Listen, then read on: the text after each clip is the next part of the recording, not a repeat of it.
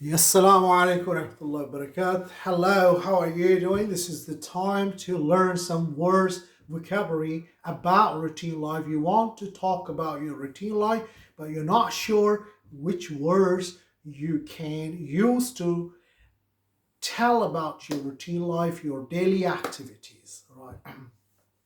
तो मैंने मुख्तलिफ वीडियोस बनाई रूटीन लाइफ के छोटे छोटे पार्ट्स में। वो आप सारी देखें, वो ज़रूरी हैं। इस वीडियो में जो आपसे शेयर करने जा रहा हूँ वो है इवनिंग या नाइट एक्टिविटीज़ में जो लफ्ज़ ज़रूरत पड़ेगी, वो क्या क्या लफ्ज़ हो सकते हैं रूटीन लाइफ बयान करने के लिए। तो आपकी एक रूटीन हर शख्स की होती है। कोई शाम को और तरह की एक्टिविटीज़ करता है, आपसे मुख्तलिफ, आप हो सकता है लोगों से मुख्तलिफ। हर ये इंसान है, दुनिया है, हर तरह के। तो मैं जो एरिया मेरे जहन में समझ आ रहा है वो आपसे शेयर करता हूँ। हो सकता है वो आप से मुतल्लिक लफ्ज़ हो सकता है आप कोई और भी एक्टिविटीज़ करते हो इन लफ्ज़ों के अलावा। तो वो अगर कोई लफ्ज़ जानना चाहें, पूछना चाहें, तो आप मुझसे शेयर कर लें, पूछ लें, कमेंट्स में पूछ लें या किसी फ्रेंड्स फैमिली से पूछ लें। तो वो लफ्ज़ आपकी रूटीन लाइफ का हिस्सा बन जाएगी। जब आप तमाम रूटीन लाइफ की वीडियोस देख लेंगे तो आपके पास पूरी एक कंप्लीट रूटीन लाइफ बयान करने के लिए इंग्लिश में तरीका आ जाएगा और आप उसकी प्रैक्टिस कर लें और आप अच्छे अंदाज से अपनी रूटीन लाइफ इंग्लिश में किसी को बता सकते हैं। तो है शाम की एक्टिविटी, आफ्टरनून। जो है शाम की इंग्लिश इवनिंग का वर्ड यूज़ होता है। आफ्टरनून और इवनिंग में क्या है फ़र्क? तो ये जो है ना, आफ्टरनून अमूमन जब थोड़ी सी रोशनी का टाइम होता है, यानी असर के बाद का वक्त, वो इवनिंग का टाइम स्टार्ट हो जाता है। कोई इसकी बहुत ज़्यादा नपी तुली कोई चीज़ नहीं सामने आती, लेकिन इवनिंग ज़्यादातर, यानी अहले ज़ुबान में बोलचाल की इंग्लिश में लोग जो है इवनिंग अमूमन शाम को, रात को भी इवनिंग। अब आप किससे मिलेंगे शाम के टाइम, आप उसको सलाम, अंग्रेज़ों से जब मिलेंगे किसी से तो आप गुड इवनिंग कहेंगे। शाम, रात का टाइम हो, 10 बज गए हों रात के, फिर भी हेलो गुड इवनिंग। तो गुड नाइट नहीं कहेंगे सलाम करने के लिए। गुड नाइट तो उस वक्त कहेंगे जब आप जाएंगे, खुदा हाफिज, बाय बाय, गुड नाइट। तो हेलो, हेलो गुड इवनिंग। तो हेलो जब कहा तो गुड इवनिंग। ये नहीं कोई आप रात के time America, Canada, Australia, New Zealand, England में जाएं, रात 9:30 बजे हो तो आप उस अंग्रेज़ को देख के हेलो गुड नाइट। तो नहीं, नाइट का टाइम है तो गुड नाइट कहते हैं, जैसे गुड मॉर्निंग कहते हैं, ऐसे नहीं कहना, गलत होगा, ठीक है। आप गुड इवनिंग ही कहेंगे और कॉन्फिडेंस से कह देंगे। या वैसे भी ये फॉर्मल सी इंग्लिश है, ये ऐसे गलियों सड़कों पे इंग्लिश स्पीकिंग कंट्री में लोग नहीं कहते। ये सिर्फ फॉर्मल से इंग्लिश है। कोई कॉन्फ्रेंस, कोई मीटिंग, कोई लेक्चर, कोई इस तरह से हेलो गुड इवनिंग इस तरह बोला जाता है। आम स्पोकन इंग्लिश में इंग्लैंड, अमेरिका, ऑस्ट्रेलिया में हेलो गुड इवनिंग बहुत ही कम लोग कहेंगे, बूढ़े कहेंगे या कोई एजुकेटेड, कोई सोफिस्टिकेटेड क्लास के लोग हैं। Otherwise hi, hey, hello, hi, hi, how you doing, बस ये पॉपुलर ये एक्सप्रेशंस हैं। ये सलाम इनका बस यही है, ठीक है। तो आप किसी मुसलमान से मिलेंगे जब, तो आप कहेंगे हेलो, अस्सलाम वालेकुम, how are you, you're okay. तो वहाँ से बात आपकी शुरू होगी और अपनी रूटीन लाइफ शेयर करेंगे। तो शाम की एक्टिविटीज़ में आप क्या बताना चाहेंगे? तो आप की जो लाइफ है वो आम तौर पे शाम को लोग ज़्यादातर पाकिस्तान की, इंडिया की अगर शाम की लाइफ देखें, समर की, विंटर की, मुख्तलिफ़ किस्म की है। तो शाम में मुख्तलिफ़ लोग मुख्तलिफ़ काम करते हैं। ज़्यादा लोग घरों में बैठ के टीवी देखते हैं, तो वॉच टीवी, टीवी देखने की English, I watch TV, I watch TV for couple of hours. तो कपल ऑफ आवर्स का मतलब होता है चंद घंटे। तो चंद की इंग्लिश कपल ऑफ या सम।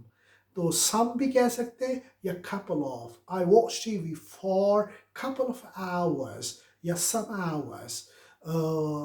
उसके बाद टीवी, और फिर I have chit chat with my family, मैं गपशप लगाता हूँ, मैं बातें करता हूँ। आई प्ले, कोई मतलब खेलता है तो आई प्ले।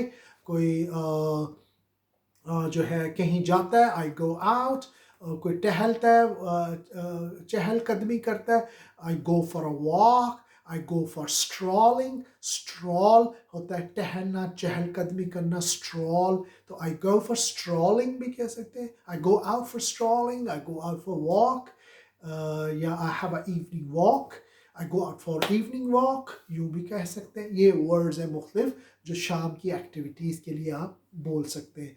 फिर शाम में और क्या हो सकता है कि और आप जो है चाय पीते हैं, I drink tea, I grab a few bites, मैं कुछ खाता हूँ, I eat something, grab a few bytes.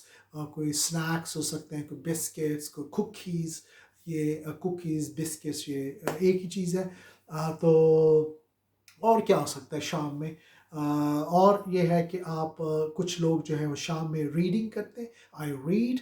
Read के लिए आप गो थ्रू भी कह सकते हैं, I go through newspaper, I go through books, I go through stories, या I read stories in the evening. और क्या हो सकता है शाम के टाइम में, और जो है कोई कॉफ़ी पीता है तो आई ड्रिंक कॉफ़ी कह सकते हैं, आई ड्रिंक टी कह सकते हैं। और कोई शाम के टाइम जो है वो खाना बनाता है तो आई कुक फूड।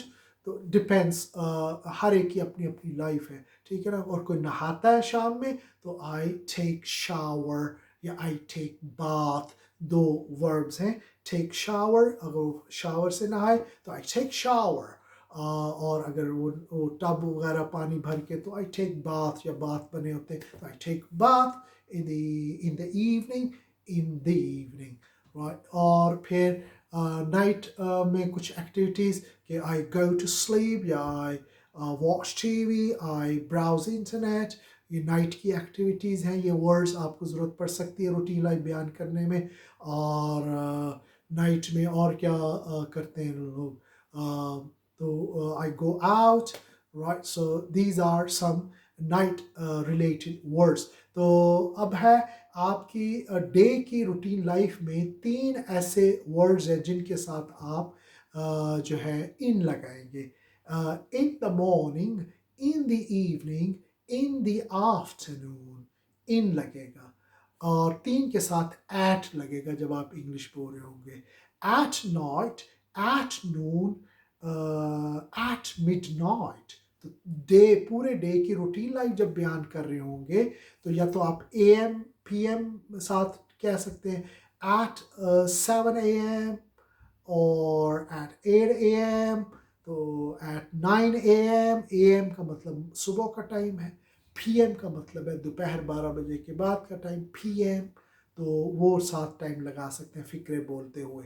और साथ अगर आप यूँ नहीं कहना चाहते तो एक और स्पोकन इंग्लिश में जो पॉपुलर स्टाइल है वो ये है कि while I read newspaper at 8 o'clock in the morning, 8 o'clock, at 8 o'clock in the morning, AM की जगह in the morning।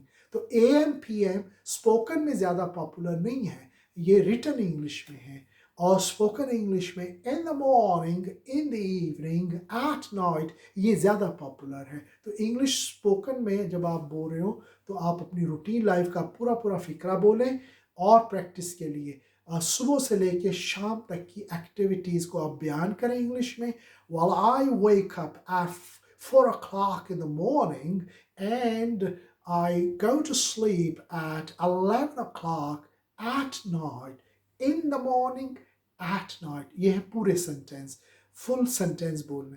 एक सेंटेंस बोलने के बाद दूसरा फिक्रा बोलने से पहले एंड देन या आफ्टर दैट ज़रूर ऐड करें।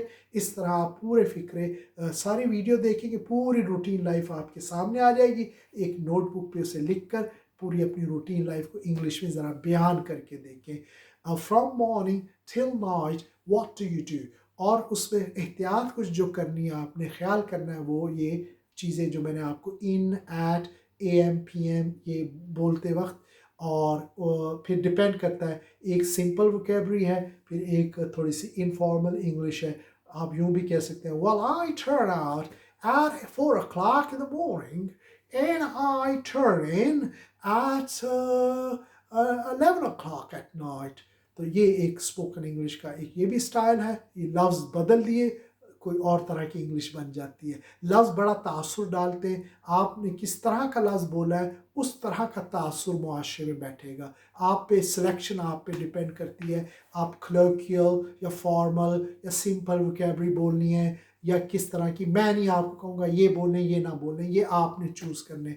आपको बहुत से लफ्ज़ शेयर कर दिए, वो आपकी चॉइस है। हाँ, टाइम बताते वक्त जब आप वक्त का जिक्र कर रहे होते हैं तो आप स्पोकन इंग्लिश में एक दो और स्टाइल भी है। अब है तकरीबन 3 बजे, तकरीबन 5 बजे कहना चाहें तो अबाउट 4 o'clock, अबाउट 3 o'clock, एक अबाउट बोल सकते हैं और दूसरा कर सकते हैं nearly 3 o'clock, nearly 4 o'clock, at nearly 4 o'clock, nearly, about।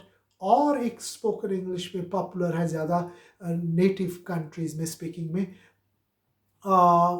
फाइव-ish, फाइव-ish, सिक्स-ish, तो इश लगा देते हैं, इश। जब इश लग जाता है ना तो मायने क्या बनते हैं, तकरीबन 5 बजे, 5 बजे के करीब करीब, 5 बजे के करीब करीब, 6 बजे के करीब करीब कहना हो तो 6-ish।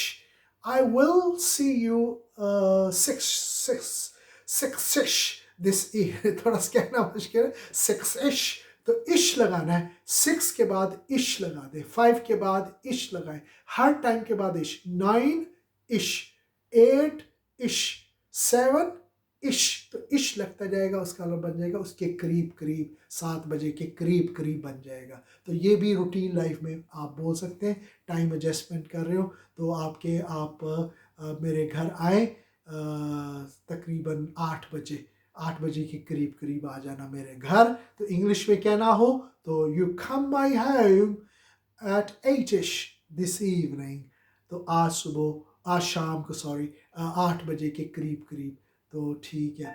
तो ये इस तरह से आप कह सकते हैं। तो इवनिंग और फिर हुआ मॉर्निंग, और मॉर्निंग सबसे पहले, फिर लेट मॉर्निंग, फिर नून, फिर आफ्टरनून, फिर इवनिंग, फिर नाइट। ये डे की तरतीब भी है। और कहा आज, तो आज की इंग्लिश है टुडे, और आज सुबह की इंग्लिश है टुडे मॉर्निंग नहीं कहना, दिस मॉर्निंग, ठीक है, दिस मॉर्निंग, आज सुबह। आज शाम, दिस इवनिंग। आज रात, दिस नाइट नहीं कहना, फिर टू नाइट कहना। तो ये थोड़े थोड़े ग्रामर की चीज़ें जहन में रखें अपने। तो आज रात की इंग्लिश होगी टू नाइट, और आज सुबह की इंग्लिश होगी this evening. This to morning नहीं होगी जैसे टू नाइट होती है। बस ये थोड़ा सा जहन में रखें, ये आपको रूटीन लाइफ के लिए ये सब ज़रूरी है। तो आप दूसरी वीडियोस भी देखकर आप पूरी रूटीन लाइफ सुबह से शाम तक को बयान करें, प्रैक्टिस करें। और कोई बात पूछना चाहें कमेंट्स में शेयर करें, कोई अच्छी बात लगे तो कमेंट्स भी दें, शेयर भी करें, और फ्रेंड्स और फैमिली को भी शेयर करें। Right, take good care of yourself. I will see you in the next video. अस्सलाम वालेकुम।